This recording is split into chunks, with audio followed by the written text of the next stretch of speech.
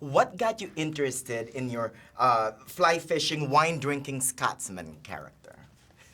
Well, it wasn't so much the character as the whole script, which was I thought was a fantastically good, well-written script by a writer whom I know very well and respect a lot, David Hare.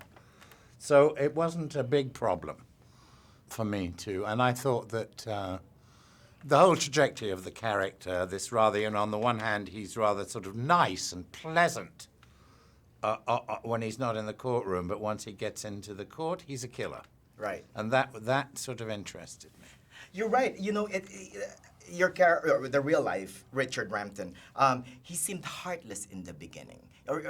You seem to not be able to crack him in the beginning, right? And then you see him kind of sort of slowly remove the layers, and that's why it's I think it's a well-written character. Yeah, well, one of the interesting things about the film, or that particular aspect of the film, is the amount of research that they felt they had to do. You would have thought that to prove the Holocaust, the guy was a Holocaust denier, you could do just like that, because everybody knows the Holocaust, and so on and so forth. But they did research it, and for upwards of a year before the trial finally came to court. So you wanted to have that sense of who, slight mystery about the guy at the beginning, so that then you can just unfold it as the story goes along. That's how it goes with acting. I love your chemistry with Rachel Weisz. You can kind of feel it's palpable. It's your How was it working with her? She's lovely to work with. She's very, very, very talented. I hadn't worked with her before, and it's just one of those things, and you can't predict it when you're an actor and you work with somebody for the first time and you have a scene which is sort of quite intimate, and then suddenly you think, oh, this is good, and then you don't have to do any thinking. They do your thinking for you, and vice versa. It's a very interesting thing. So it was.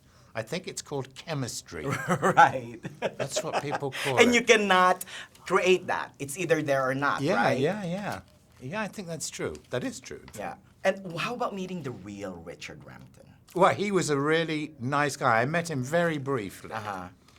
And he's much smaller than me, and still, he's way into his 70s, and he's still a lawyer, still doing the same thing. And he's one of the most pleasant men you've ever met. I mean, you had no idea, but you had the same thing as you had in the movie, which is this very nice guy, let's have another drink, right, you're lovely, and then suddenly he turns Let's get off. to business. Yeah. Yes, he was a nice fellow.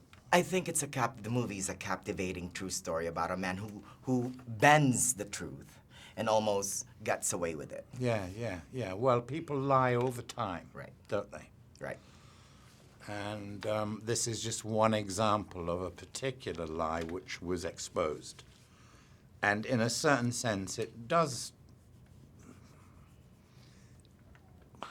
I don't know what. It's a bigger political question than really I'm equipped to deal with. But nevertheless, it's nice to see. What's satisfying is to see a lie like this exposed, and it gives you some possible insight into the way in which other lies could possibly be exposed. Though I doubt whether the likes of President Assad or any of these kind of anyone who's running for dictators, president, or running for president, are ever going to sort of submit themselves to a court of law. Yeah.